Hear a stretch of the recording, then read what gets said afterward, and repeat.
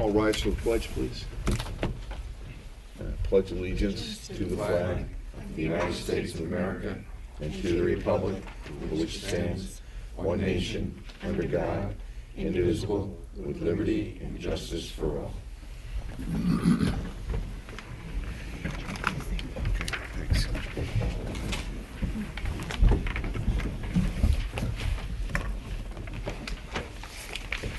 Welcome to the work session on January 22nd. We have a public comment. We have one person signed up right now. Jay?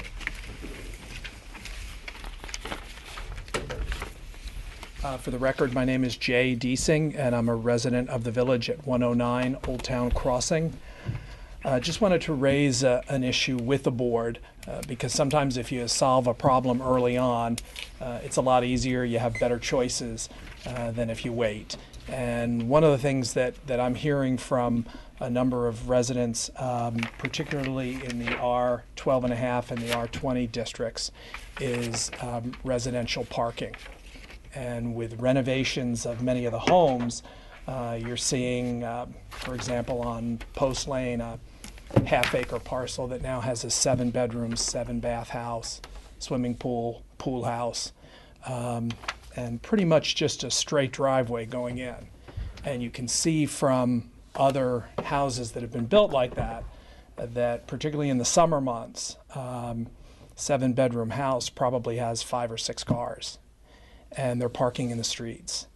And we're seeing that a lot more in many of the neighborhoods, whether it's Lewis Street, Pelletreau, often Elm, Old Town Crossing, Toilsome, and Hunting, where you've had a lot of renovations. And as Bill talks about all the time, when these smaller houses come up, they're being bought for either redevelopment as a spec house or generally by someone from the city who's looking for a 3,000 to 5,000 square foot home.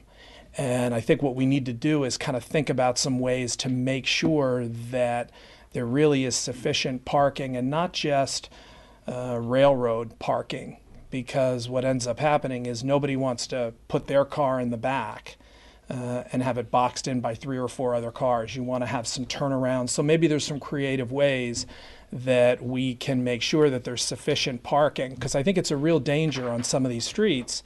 You're getting people parking on the streets. You've got construction and landscaping trucks that are coming through.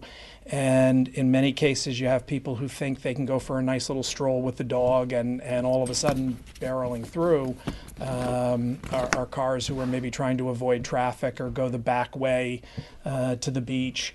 And I think really it was a noticeable difference this past year. And I'd be more than happy to kind of show any board members some houses that have done a great job kind of with a very small amount of land, making it a convenient way for them to park and have their cars off street, and others where you might think, oh boy, there's a lot of parking on this particular property, but they don't use it because it's not really convenient. And I think it's going to happen more and more. You're seeing houses that used to have a driveway that went all the way to the back garage. Well, now that garage has been converted to a pool house, and they've put a fence halfway down the driveway. So what had been 4 or 5 parking spaces is now 2. Okay. So I really think, though, it's something we have to get in front of, because it has problems down the road where people, for example, on Old Town Crossing, now in the summer there are cars parked there all the time. So if I'm a beachgoer and I don't really know Southampton, I'm going to think I can park on the street and walk to the beach. And I think it's going to continue to sort of cause issues. And do you think these are changes that were made after the fact, or do you think that they just were not adequate parking was accounted for when the renovation and or new house went up? Because I always thought that you had to provide a certain amount of parking based on the amount of bedrooms that you had. So if you had 7 bedrooms, you have to clearly show a parking arrangement for those cars that are outlined, or are allowed for with a 7-bedroom house. That's I think, what I'm a little yeah, confused well, about. I think part of it is that the allowance or the requirement is probably realistic for 1970 or 1980. But I don't know, I mean, most people will find now that many of the families that come out here, there might be a husband and wife, and they may have 4 cars. True. And so I think what people, how we live is different. Right. And so I think that's part of it. I think also the idea that people perhaps don't always want to take the same car. I mean, that what I see often happens is there's a very long driveway that probably would count for 5 cars. But there's no way he's going to park his Porsche in the very last spot because he may want to drive that tonight to 75 Main or wherever. And so what ends up is all 4 cars are out in the street. I know that we did make changes to the parking code, and John Foster had studied that. We, reduced the width of the lots to do circular drives. We made some modifications for, some front yard parking and proper screenage, and I know that I'm trying to remember when we did that. It was about, I think it was about 3 years ago. About 3 years ago? 4 years ago. It was So- 3 or 4 years ago. be curious to see. We'll take you up on that. We can look at some of these properties to If see you'd like, I'll which go. ones were before Yeah. and which ones were after, and see if there's some kind of modifications we need to make. On that. Maybe we need to look at even narrowing it down even more so for the Yeah. smaller lots to get them off the street. Search for the streets he just pointed out. Yeah. Jay, I think also part of the difficulties, although the driveway designs have been eased somewhat to take care of more bedrooms in a lot of these restorations and new builds, a lot of people still choose to go with a straight driveway back. And it is cumbersome. I mean, you have the cars lined up in there so everybody parks on the street. Mhm. Is there a way to maybe enforce them? Well, what I've seen in some cases, they'll either go in double and then narrow if they don't want to, have a wider spot in the back, or just the opposite, go in narrow and then open up if they've got some room in the back. So just some variety, because in a lot of cases, all it takes is enough for somebody to be able to swing around. And that's another problem that I think is an issue too, is that if you just have that straight-in driveway, for example, there's, I think, not far from here over on Meeting House Lane, right across from where the ambulance barn is, there's literally just 2 little spots that you can go into that new house that's been built in there, and that's a 4-bedroom house. The only choice is backing out onto Meeting House Lane across from the ambulance barn. I mean, boy, talk about a safety issue. And I'm sure it's all, there's probably considered 3 spaces, because a 4-bedroom house, I think, only needs 3 spaces. So conceivably, there's certainly compliance with the rules, but you're having to back out onto that street, which I think is an issue. And then you're also really probably going to encourage somebody to park on the street there, which I don't think would be a good location I either. think it might be no parking there. I think so. Yeah, I've seen cars It parked. might be on the yeah. south side you could park, but I don't think on the north side. So But still, when we made those changes a few years ago, that allowed for the ability for front yard parking Right. with screening and 2 curb cuts and all that. Yeah. But it doesn't necessarily, who makes the final decision where choosing that to driveway work with wants the to go? building department. That went from 120 to 100. A lot of these lots are not 100 feet Yeah. wide, Yeah. That's, Yeah. so And there's they some wouldn't really, qualify for a Yeah. half-circle Right. driveway. there are some really good examples of how people dealt with it. And I think maybe what the village could do is kind of show somebody, okay, well, if you've just got a straight back drive, here's the options, and you kind of have to pick one of these, because you have to have more than just a 10-foot wide stretch going back. And for safety reasons, I think that it really behooves us to try and get some of that parking off those streets, just with contractors, with the. I think you're right on all of this.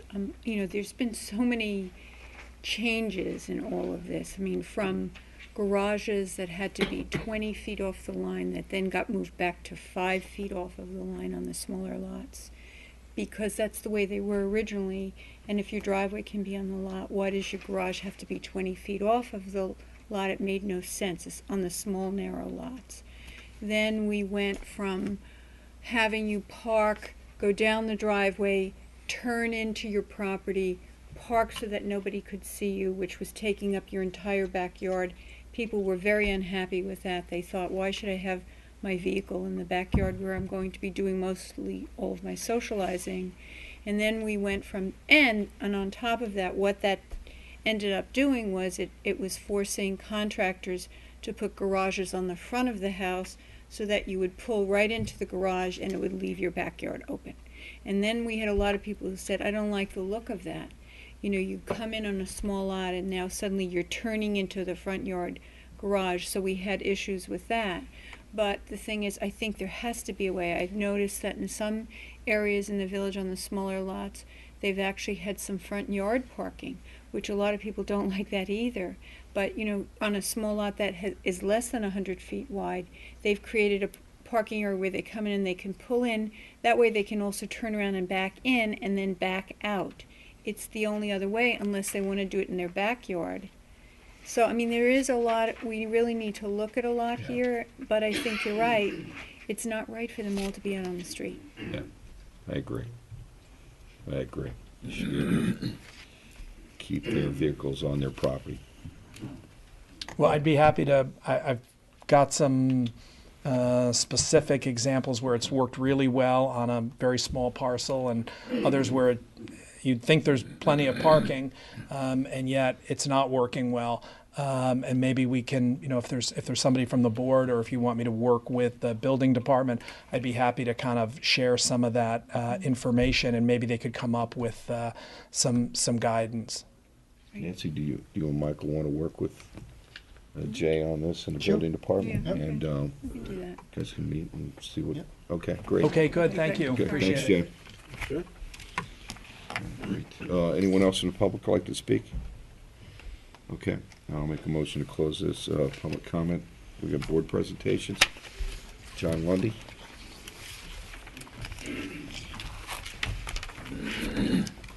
Thank you, Mayor. I'm John Lundy, a partner at Sadie Levine and Siaco, the auditors for the village. We audit about 40 municipalities in western Nassau and eastern Suffolk, and Southampton is one of them. We finished our audit for the May 31st, 2012 year end, and I'll review just some certain items within the report.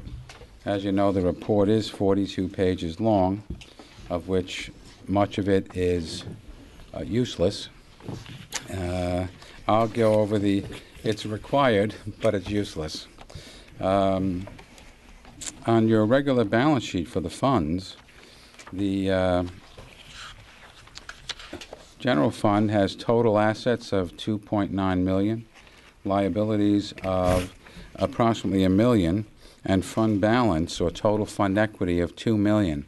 Now, one of the big changes this year with the Governmental Accounting Standards Board was that they forced everyone to abandon the old fund balance definitions of reserved, unreserved, appropriated, and unappropriated, and they feel that the 5 new categories present the fund balance in a much more clear way. They now have non-spendable, restricted, assigned, and unassigned. Now, one of the parts, the non-spendable amount, actually does serve a purpose, because the non-spendable part includes the prepaid expenses. And you do have a significant amount, because of the insurance being paid the end of May, is for the subsequent year. So that's categorized as a prepaid expense. But since it hasn't been expensed through the books, it's still part of your fund balance, but it has been spent. So by pulling that out and calling it non-spendable really does add a little more information to the total fund balance. So when you pull that amount out, you have an unassigned, which used to be the unreserved or unappropriated fund balance, of about $1.4 million, which is about 7% of your budget, which is it's an okay general fund balance, but that number actually is offset by the nice amount of capital reserves that you have, which is about $3 million for various purposes for fire, buildings, and various items. So the $3 million of reserved in the capital fund really helps to offset the 7% in the unreserved or unassigned general fund balance. And that was a big item this year also. We moved out all the capital reserves from the general fund, which used to distort that fund balance if anyone wanted to do some analytical work. And the GASB 54 allowed us to move those amounts that were previously required to be in the general fund, to move them to the capital fund. So now when you fund the reserves or you spend the reserves, it'll be much more clear out of the capital fund. So now the capital fund has the $3 million in reserves, and the general fund has the $1.3 million in unassigned fund balance. There's also special revenue funds, of which most of it is parkland deposits of about $600,000, which can be used for only for parkland development or parkland purchases. Going to 13, the revenues and expenditures. This is a little distorted this year because we moved out the capital reserves. But you see on the bottom of 13 that before the reserve fund activity, you have an excess of revenues over expenses for the year of $1.6 million. So that's a nice return, almost like a net income type of a number in the private sector. But what throws it off is a transfer out to the capital reserves, and it creates basically an artificial deficit for the year in the general fund of $2 million, but you really did have an excess of revenues over expenditures. Page 14 shows that net amount. And the capital fund still remaining with the $3.2 million. You have two projects going on right now. In addition to the reserve fund, you have the Safe Routes to School and the LSST project going on. We do give you a schedule in the back on the capital reserve funds on page 39. Fire facilities, ADA, office equipment, facilities acquisition, fire trucks, fire equipment, major equipment, and beach reserves all total $3 million. So that's all available for future use on any type of capital outlay, equipment or building. And on page 40 gives you the details on the special revenue fund, of which most of it is the parkland deposits of $600,000, and the final page being the budget statement. Revenues were under budget by $157,000, but only because of the lower federal aid received for the capital projects, which were not completed. So if it's not completed, they're not going to give you the federal aid. And then the expenditures came in about $1 million under budget, which is always nice to have. This year we did have, in all of our governments, we had an internal control, a specialist in our firm, come in to do internal control walkthroughs in all of our 40 governments that we handle.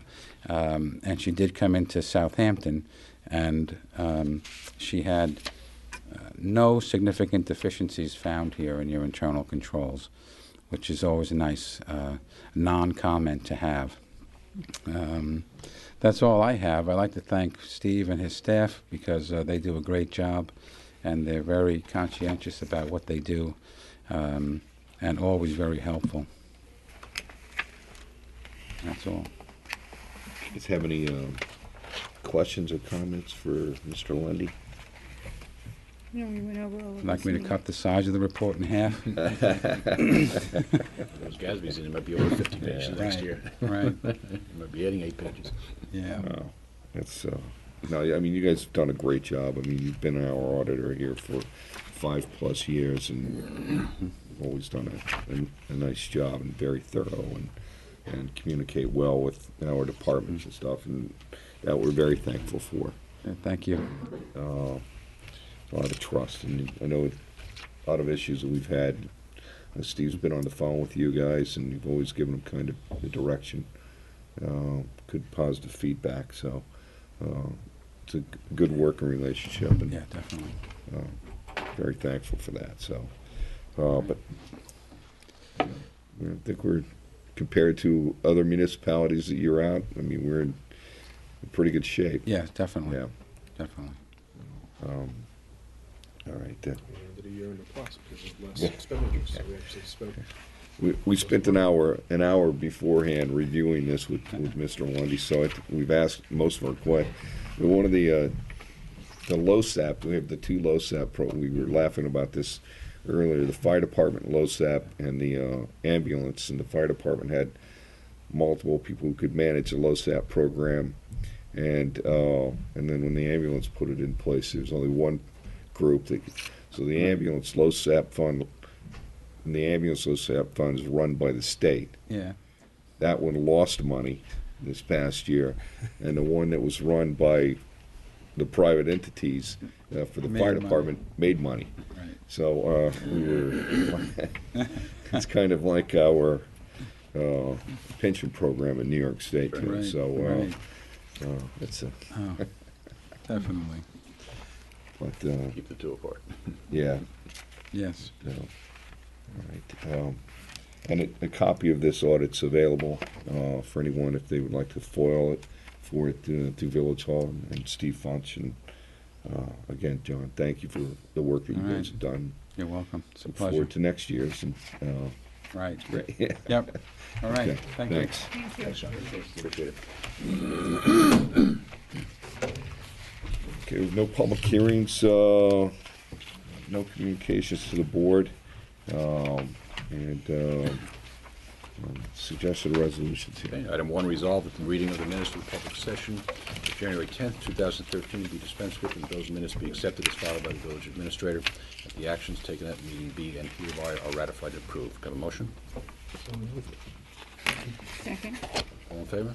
I'm going to abstain, 'cause Resolved that the claims for the warrants dated January 22nd, 2013, totaling $422,519.07, warrant 11 general fund, and $1,359.55, warrant 9 trust fund be awarded and approved. Can I have a motion? Make the motion. Second? Second. Discussion? Item 1, on page 1, general fund, air and gas technologies, air supply bottles for the fire department, $1,322.45. Alpine software programming and maintenance agreement for the fire department, $11,976. Barnwell House of Tires, tires for the central garage, $1,853.63. Black Gold Industry, cold patch for the highway department, $1,303.38. BSN Sports, replacement bleachers up at Downs Family Park, destroyed in a hurricane, $1,937.51. CSA Employment Benefit Fund, January premium, $21,470.32. Page 2, CC Electronics, radio repair for the fire department, $1,152. Dunn Engineering, engineering on the LSSTC grant, $31,180.37. Fundamental Business Services, December collection fees, $1,141.50. Page 3, Hammer Medical, ambulance supplies, $1,232.77. LIPA PD bill for $3,266.51. Malvesi Equipment, tractor bucket assembly, $1,101.63. Morgan Auto Supply, going on to page 4, December auto parts, $2,588.22. MTC Security, door controller for the St. Andrews Firehouse, $1,720. Page 5, New York State Employee Health Insurance, February premium, $228,444.73. And 2 payments to the Office of the State Controller, one for October in the amount of $9,966, and the one above it for November, $9,858, and that's collections on the court. Pearson Septic, pumping 2 septic tanks, one at Cooper's, one at the Chamber, $1,451.20. Page 6, red uniform tailor, winter shirts for PD, $1,228.78. Page 7, Sally Levine and Siaco CPAs, the audit fee, $18,850. Schneider Electric UPS system annual contract, $4,094.23. Plumey Latham and Shea, legal fees for the Metro PCS lawsuit, $11,557.92. And Verizon phone bill for December, $3,665.43. And on page 8, VHB engineering, the engineering for the Safe Routes to School grant, $37,288.41. Further discussion? All in favor? Aye. And the last resolution is resolved that the Board of Trustees hereby approves the attached budget, scheduled budget transfers to remaining overages for the period January 11th, 2013 through January 22nd, 2013. Have a motion? I'll make a motion. Second? Second. Discussion. The first one is 2,000 into Park miscellaneous, coming from Parks contractual. Second one is 500 into Cooper's Beach contractual, from Cooper's Beach miscellaneous. Third one is 13,573 into law contractual, coming from employee benefits, police retirement. The next one is 5,000 into claims, coming from unemployment. And the last one is 15,000 into fire contractual, coming from fire equipment.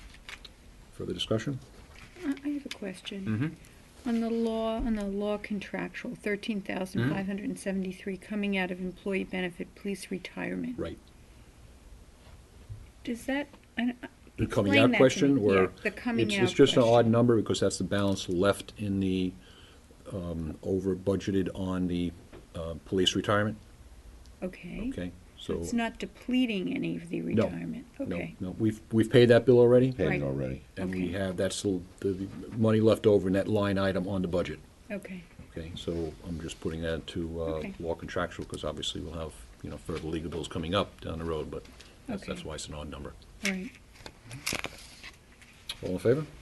Aye. Okay. Just two discussion items. Supermarket rezoning.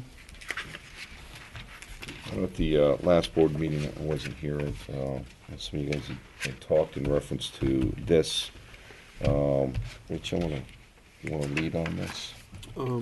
Yeah, after the meeting, there was some comment of it, public comment during the board. Some people came up and discussed their interest in where this was at, where we as a village board were at in our decision process.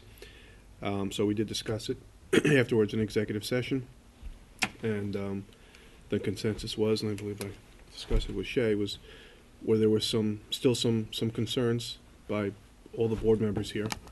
The three basic concerns being, before moving ahead any further with anything on this zoning, would be one, I believe, Mike, you pointed out, you wanted to see what the concern was with the completion of that road. We're not done with that yet.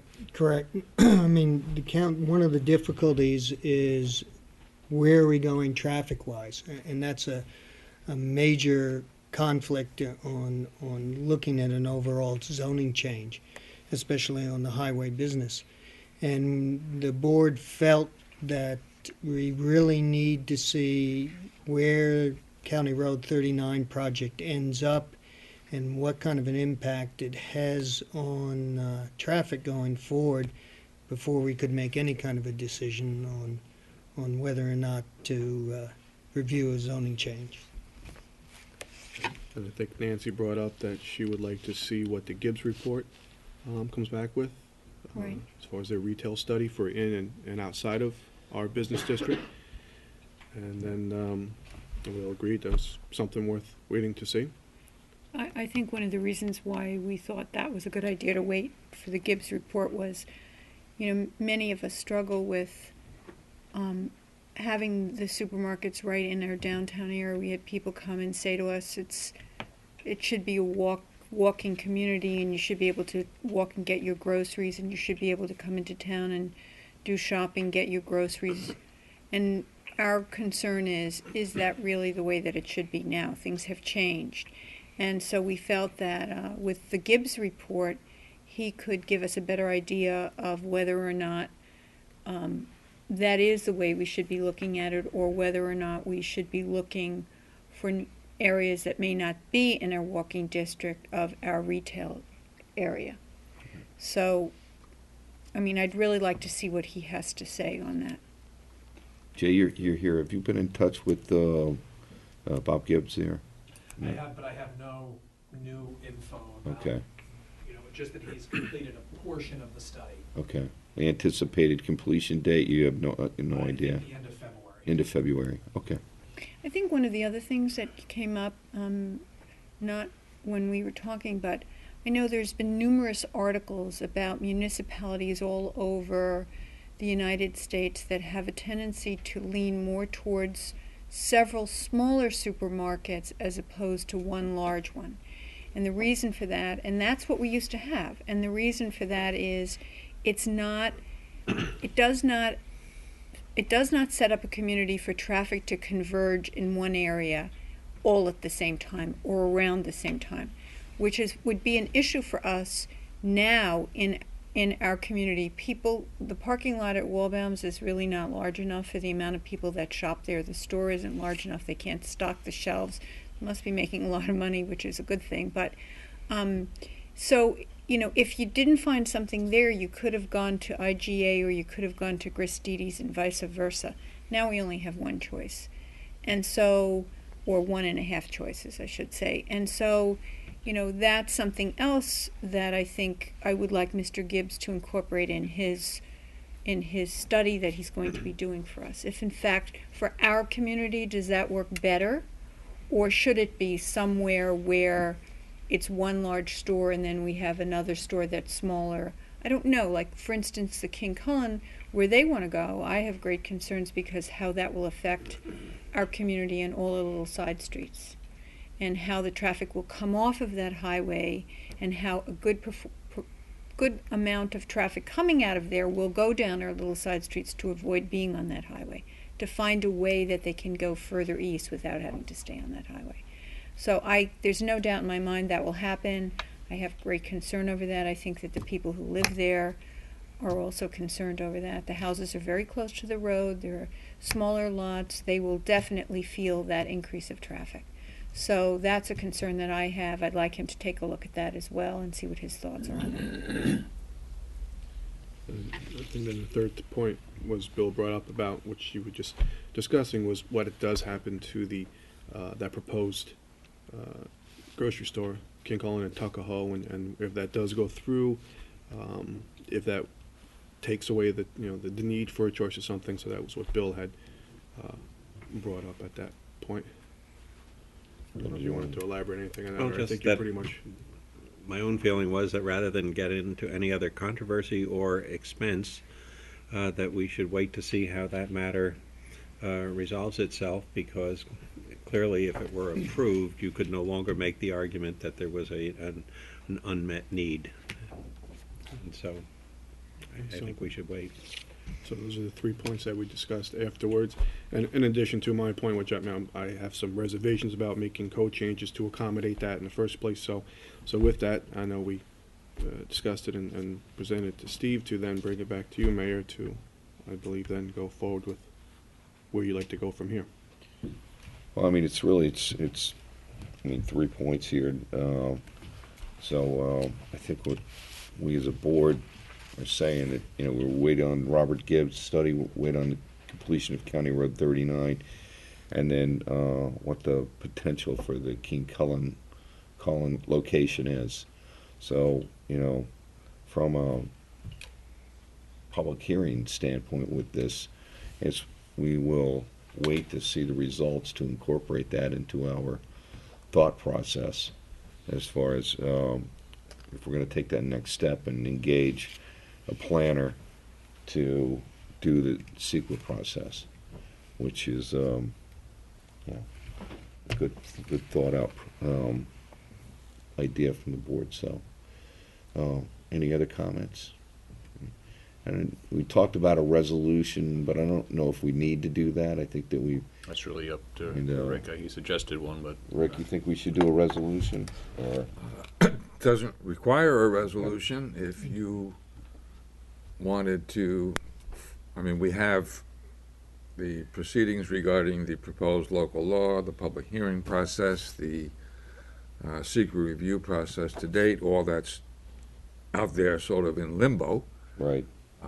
You can either just put it on hold until further developments with these other things that were mentioned today, or if you wanted to, you could formally discontinue the pending proceedings, and then if after further developments you decide to bring it up again, to bring it up anew at that time. Is that starting the process all over again? Pretty much, although it's pretty much going to start all over again in a practical sense, no matter what. I mean, if you decide at some point, rather than doing nothing, to proceed with a draft generic environmental impact statement, once that were prepared, you would be going through a public hearing process on that. So it's almost like starting over again, even if you just keep it in abeyance or on hold. So you're still going to have more public hearings on the generic environmental impact statement, and if a generic environmental impact statement is done, it's very possible that there might be some planning concepts identified in that generic study that if you were thinking about proceeding with a zoning change, you may want to revise the old local law to incorporate. I can't imagine you're doing a generic environmental impact statement and not making changes to the draft from over a year ago. So as a practical matter, you're going to be starting over no matter which way, whether you just leave things on hold now or whether you adopt a resolution to discontinue. It's not really of much difference. Well, I think adopting a resolution pretty much puts an ending point to it, so Yeah. it would be, I think it would behoove us to adopt a resolution. Rick, is there any point in a resolution that tables the matter until these three issues that have been brought up tonight have all resolved themselves, at which point we can consider, for instance, if King Cullen were to get granted, we might just say, hey, it's no longer an issue, or depending on how maybe Mr. Gibbs can find a way to do it in the village business district, or the highway issue. But once they're completed, it would seem to me that if you could just table it or suspend it for the time being, you don't have to cover all the ground you did, but until those three things have resolved themselves, you're kind of agreeing to just not pursue it. But you're not abandoning it, but you're tabling it. I don't know, does that make any sense at all? I suppose that tabling it would be less of if you adopted a resolution to discontinue, it could imply that it wouldn't mean that. It would just mean that at this time you're not prepared to move forward, but it could imply, somebody might take that to mean that you're not going to Abandon it. Yeah, I mean, that in effect, you've abandoned the idea. But I think we've made that clear. We don't plan on doing that. Right. I think it does it shows that we've made at least some type of commitment. I think a resolution shows that, okay, we've listened, we've heard, we've discussed it. Right now, this is what we're going to do as a board, and we're still keeping the options open going forward. So, like Mike says, I think a resolution, while not legally necessary, I think it makes a statement. I think That it was makes for the committee. wrong statement, but But you that's think it my makes- feeling. I think it makes a final statement and cuts property owners that are looking to possibly improve their property or get some relief in what's available and asking for a special exception use. It's telling them no right now, absolutely no, and we'll take it up at a later time. Possibly, it's not even telling them that. If you table it, at least it's telling them that. It's my feeling. You're telling them what? That you're just, Yeah. time-wise, you're We suspending? need to look at certain other things first, First, yeah. and then I we'll would think take it up that's- again. I think the other is very final. I think it's, And I agree with you, Yeah, I Nancy. do too. So, I'd prefer not to, well, if one of you guys want to put a resolution on it, stating what he said, I mean, that's, Well, I thought that's fine. what it would have been. We're Yeah, I making a mean- resolution to table or something, but I guess it's Yeah. not the same. I don't It's even know if either a we- resolution or it's a table, Yeah. I don't know. Just That's, dispense. One way- one way, either one is a commitment, and at least to making a decision where we're not, people don't look at us and go like, what are you well, guys both are doing? decisions. One's more final.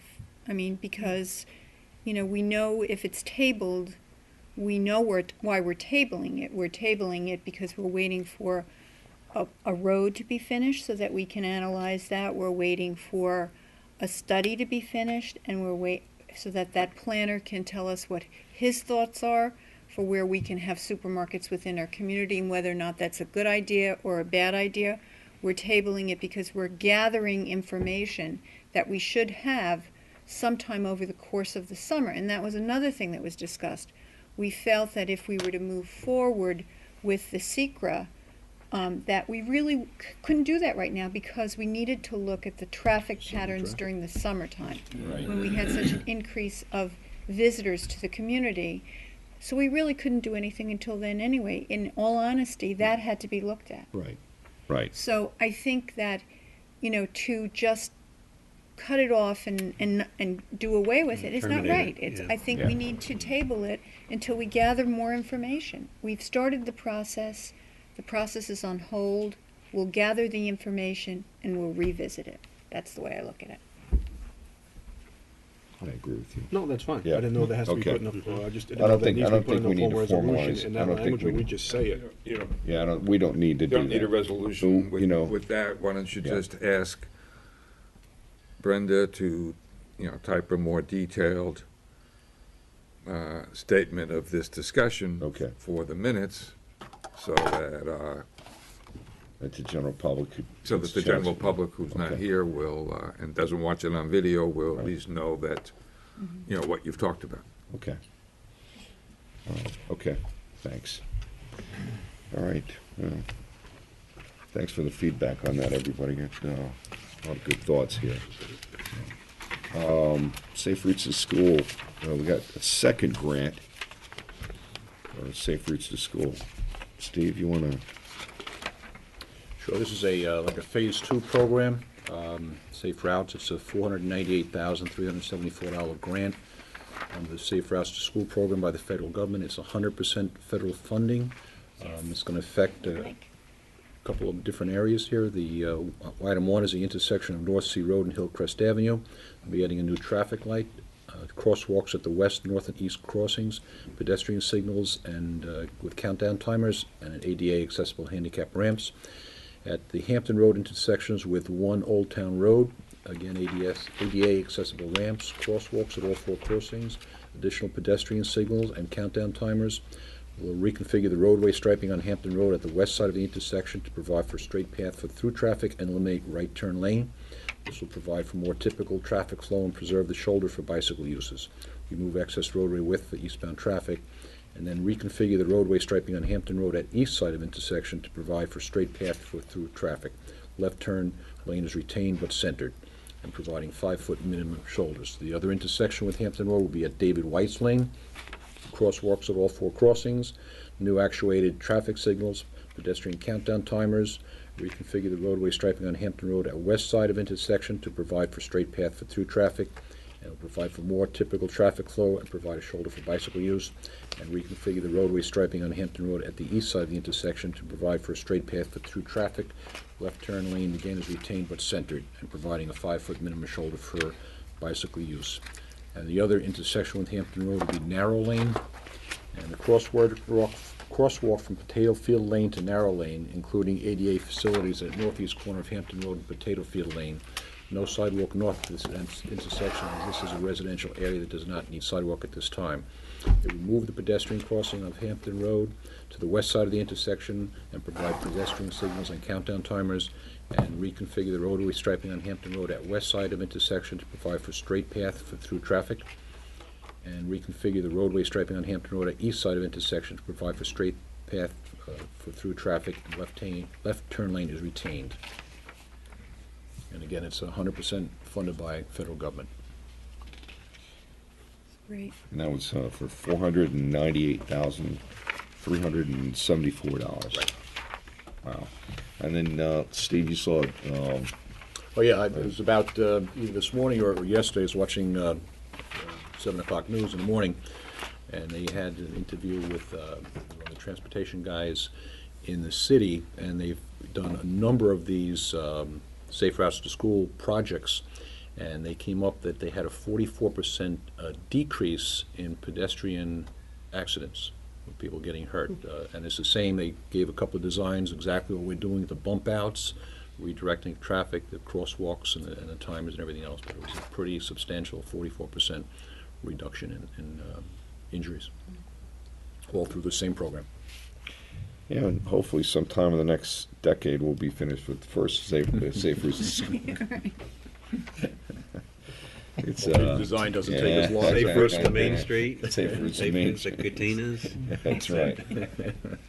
I mean, one of these, there's been some issues trying to get the signals in place and poles in place and a few things, but it'll be all up and operational by the time the summer season comes in. So all the intersections will be The ones that we're doing now? Is that fully what you're- restored. I was going to say, is there any, when you make a deal like this, do you have any timeline that they must observe? Because it just seems like this last deal. The problem with the first safe routes to school, it was just getting the DOT approval. They have to approve the design, the engineering design for that, and that took an inordinate amount of time. The local safe streets traffic calming, that is just an issue right now with getting in the correct poles and the signals. A little bit of a weather issue, but we did have what is unfortunately making it seem longer is that we had to have the shovel in the ground by September 30th, otherwise we would lose the grant. So they had to start some of the work, and unfortunately there was a backlog with getting some of the traffic control lighting full poles in, which is coming in February, and they'll continue that, but that's why it just seems to be stretching out so long. That's some interesting drainage issues around West Prospect Street. We've been trying to figure out that and getting stuff to the sump. So it's I know they've studied it, trying to figure out where that water is actually flowing to. So hopefully we'll be able to eliminate some of the puddling that occurs right at when they should be eliminating the puddling at West Prospect Street. Right. But yeah, when it's done, it'll look nice.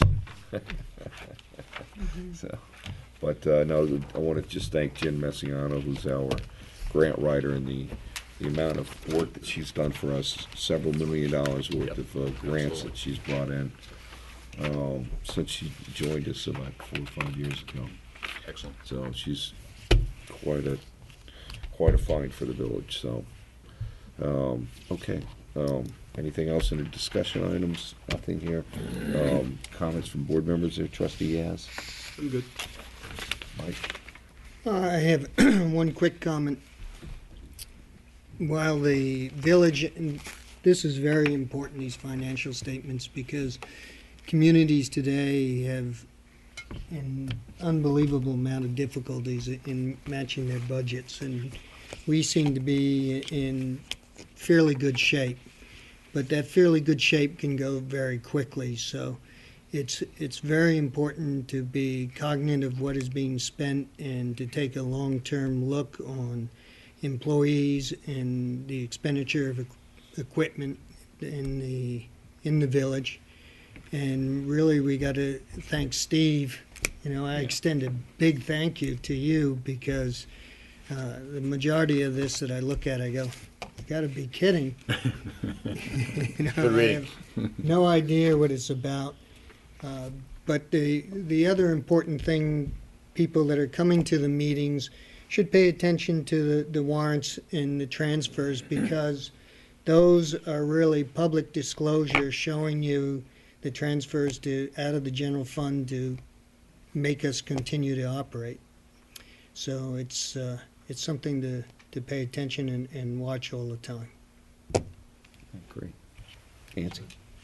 I don't have anything more. Bill? I'm happy to report that our new chipper is chipper. Chipping again? Out of sick bay. And just one little thing, Rick, I did give Steve a copy of some material on that thing I brought up at the last meeting I about. got it. I just got it in my box. Okay, just so you know it's all right, there. yeah. I thought you were going to mail it to me, so I wasn't looking for it over here, but 43 cents saved. good idea. I have a question about that. May I ask a question about that? Yeah, Your concerns sure. on that? If a village taxpayer pays their town taxes, Right. like for instance, my town taxes, when I look at it, it's probably somewhere in the neighborhood of 80% of that is school tax.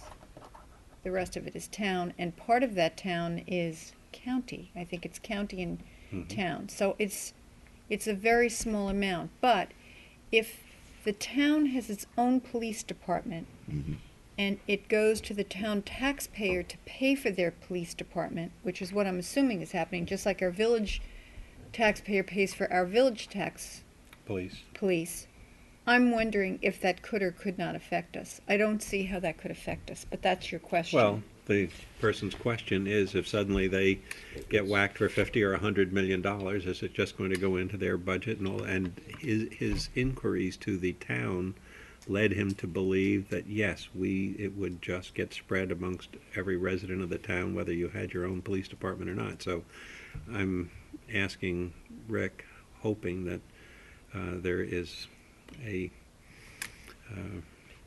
something in the rules that does protect us, and at least if it doesn't, at least we'll know it. And we should At then the last secede. meeting, Nancy, this is a matter that's governed by New York State town law, which tells you what goes into a part-town budget that just gets charged to taxpayers outside of villages, and what goes into the town-wide budget that gets charged to all town taxpayers, including village taxpayers. What Bill is providing to me that he got was some information, I believe, from what he told me by phone, from the town attorney's office regarding this issue. I don't have any familiarity off the top of my head with the New York State town law, so I'm going to have to take a look at it and see if I can find an answer without, an enormous amount of time trying to find an answer. So Bill is providing me with what I hope is a starting point coming out of the town attorney's office. So when I get a chance to look at that, I'll report back to you. Don't think that logic necessarily applies. Okay. Because, as you know, the law is not always logical. Yeah. As a lawyer saying Yeah. that. Because I did read what he said, what he wrote, and then the response from the town attorney, and I just, if it's the general fund for the town that's ending up to pay for whatever the cost of, if they lose in court, I mean, then, we do find ourselves liable. If it's a line item that comes out of the police budget in the town, in theory, we shouldn't have to. But, Well, you saw who the Yeah. inquiry came from, and he's a Yeah. very no, he's meticulous very thorough, person. very And, thorough. And it was, just be interesting. Some years ago, there was something that we weren't happy about, and there was talk of us turning into a city so that we would escape the gravitational pull of the town, and we could abandon everything, including the Community Preservation Fund and all kinds of things. I don't think we can get away from the CPF, No? but, because that's state law, but I think that, with the city, one thing that the city does, is it allows us to, because I talked to, Glen Cove, the city of Glen Cove mayor, it allows us to, collect some tax revenue, sales tax revenue, which, right now everything goes to the county on, which would be a big bonus for us. here. I mean, it's just, and you Well, have to were there get reasons why we support. couldn't do that? I think you Yeah. thought there were some. You have were to they? get support from the state. So ultimately, the state has to allow you to do it. Yeah, I mentioned at Because- one yeah. other meeting where I really Yeah. wish the Community Preservation Fund would look into the feasibility and advisability of, instead of just endlessly buying more and more land that's disappearing and priced out of sight, that we have such a housing problem out here for the common person. If there wasn't some way to take some of, when they've preserved 40 acres, could they take 10 of it and build something that was truly affordable? We're not going to have any so-called Indians. We're going to have all chiefs agree. soon I enough. agree. It's just crashing in on us. And I someday we're going to have to come up with something. The longer Yeah. we wait, anyhow. And the hardship in all of that is that the more land you take off of the buy up and preserve, Yeah. it shoots everyone's values up, so it makes Sure. it harder Right. for the local person to really stay here. Yep. Less land means higher value. So it's an issue. It's a real issue, Bill, and I agree with you 100%. They should really be looking into that. Yeah. And We might I- even compose a letter to them and at least get it out in the public and start a melee. Yeah. I Well, remember going to one of those meetings. That's again over- something that's controlled by New York state law. Mm-hmm. It would require a change to state law, what you're talking about, so the starting point of any of that would be talking to Fred Thiel and Senator Lavelle.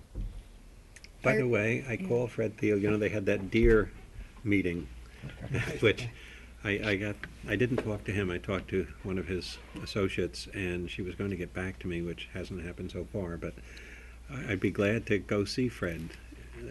What you're suggesting, that because wasn't he one of the early, if not the force behind creating the Community Preservation Fund, Yes. which has been a fabulous thing. Yes. But our situation has changed dramatically. There's much less left to preserve, but we also are just the common man just need not apply to the Hamptons anymore, and Right. and it's it's not a fun problem, and maybe somebody as creative as Fred, who had a hand in the other, which I think was basically a great idea, maybe it needs. I'll call him. I'll do that. Okay.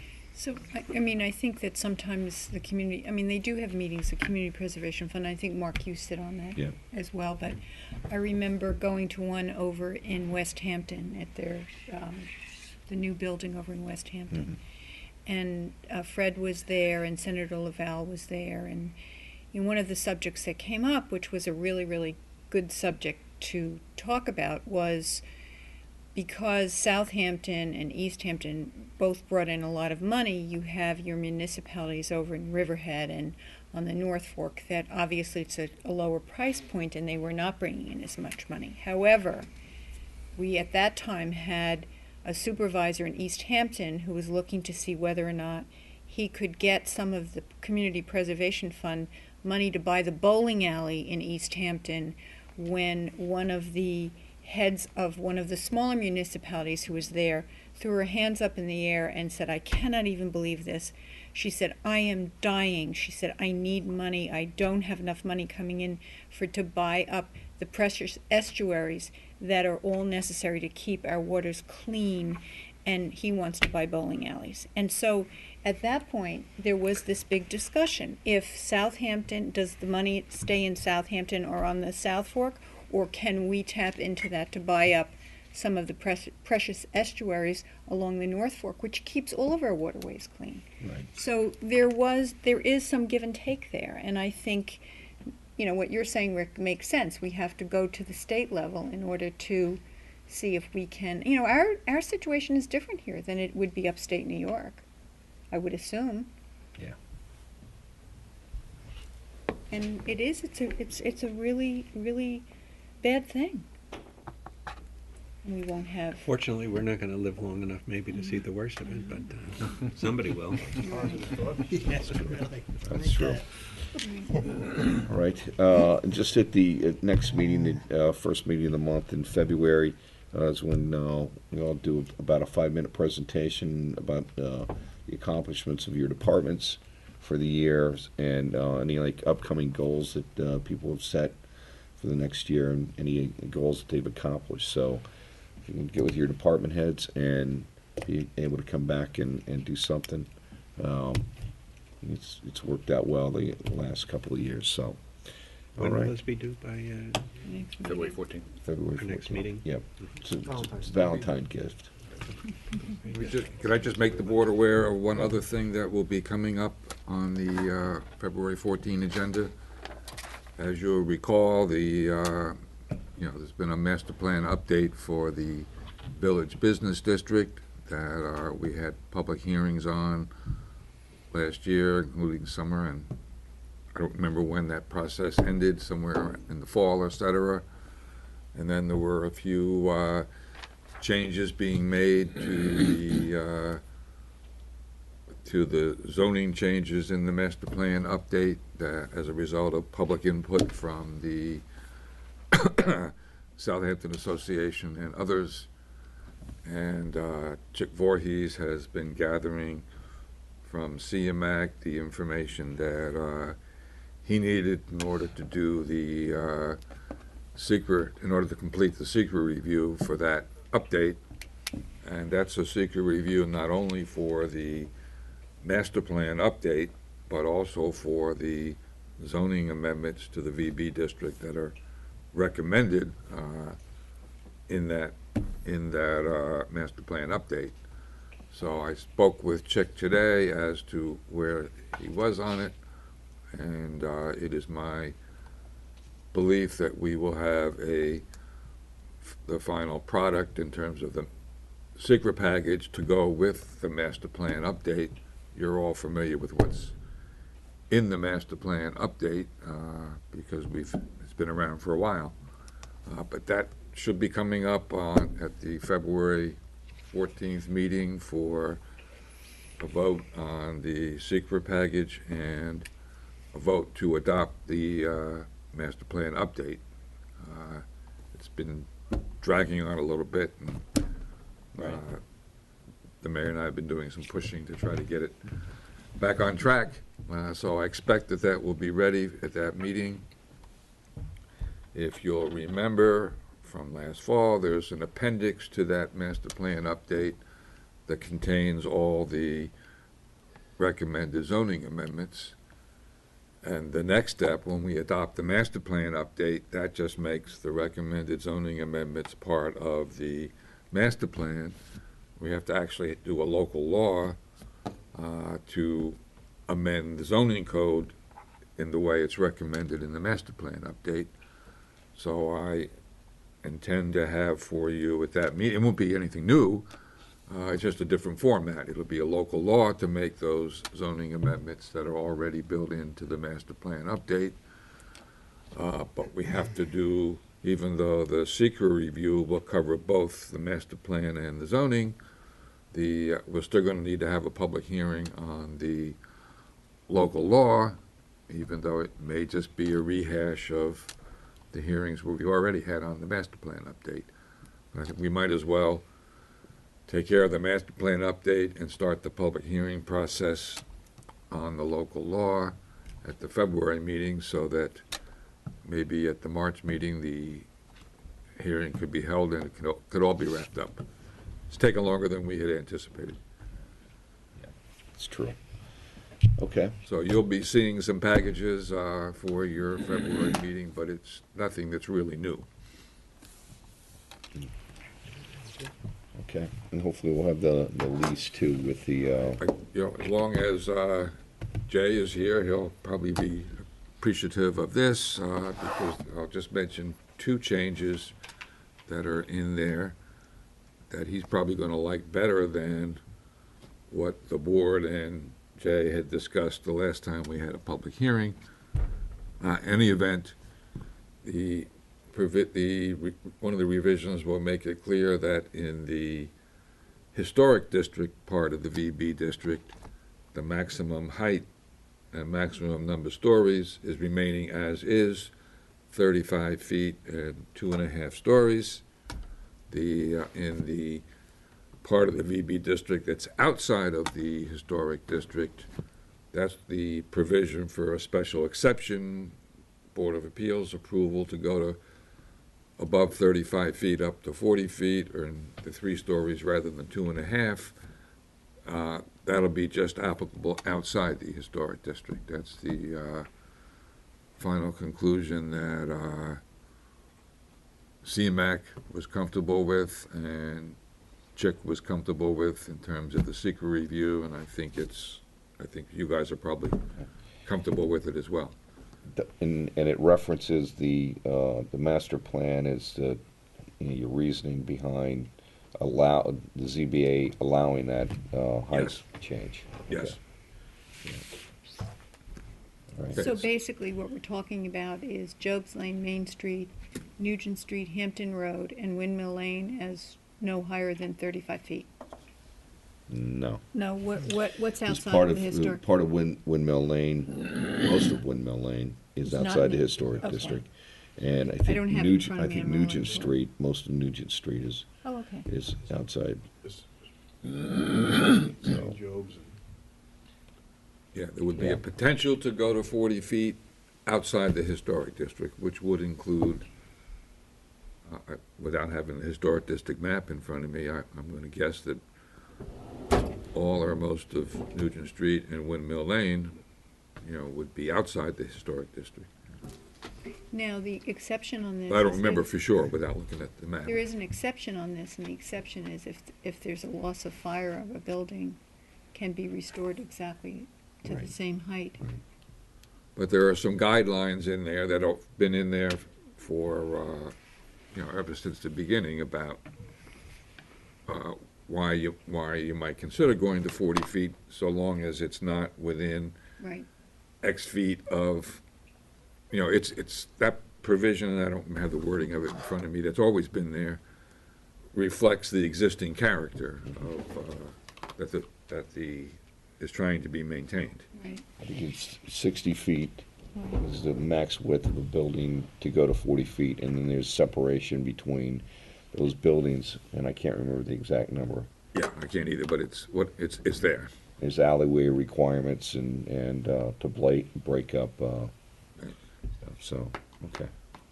Mark, can I mention one other thing that just Rick mentioning CMAC Sammy reminded me that I met with him 2 weeks ago, and his planning commission has been working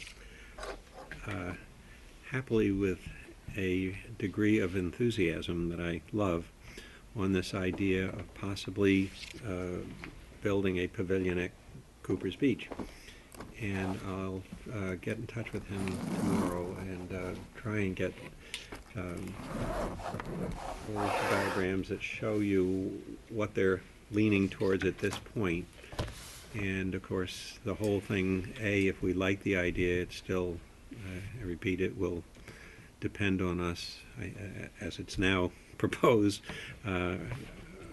raising private funding to build the pavilion. But it's quite interesting what they've come up with, the proposal, and I'd like to show it to you because I have some thoughts about it too, but I'm really happy to see the enthusiasm they have for the idea. Is this an addition to the existing pavilion, or is this a completely new pavilion? Well, it's a true pavilion that would be right alongside the current beach concession and stand and so on, just presumably, preferably they seem to think on the west side, but actually attached to it. They've got some great ideas. There's some other things that I think they haven't thought of, but more importantly, they love the idea, and I have been received some encouragement that we might be able to do it, but again, you'll have to think it's a right idea for the community. I think I have received a phone call from someone the other day who had expressed concern about the Jane Dosher property. That's the property off of Jobs Lane in the back. Okay. And one of the things that I thought was a really good idea, since that building sits there and we have concerns over it because it's becoming dilapidated, at least the main part, but there is an addition on that building that is beautiful, and it's pavilion-like. And so I wonder if that could be moved over there or taken apart and moved over there, because it's like a huge ballroom, and that would give you a Wow, yeah. pavilion that you would want. And it's attractive. I'd So love that's to. a thought. I'll go That's see a it thought. tomorrow, and I'll wave it in front of CMAC and tell him to go take a look at it. I mean, Because it's we're using open to all something, ideas, and that sounds like. and I don't know if it would cost more money to move it, or if it would cost more money to build something, if we even need it, but that's something we need to look into, but. As long as we don't have to move the monument to get it out of there. Right. Anyhow, no, I'll talk to him about it. Okay. Because it is a beautiful building. Yeah, no. Okay, so, further comments from board members and second public comment? Anyone wishing to address the board? To 3 minutes, state your name and address for the record. No? Okay. We don't have an executive session, so I'm gonna make a motion to adjourn the meeting. Second? So moved. All in favor? Aye.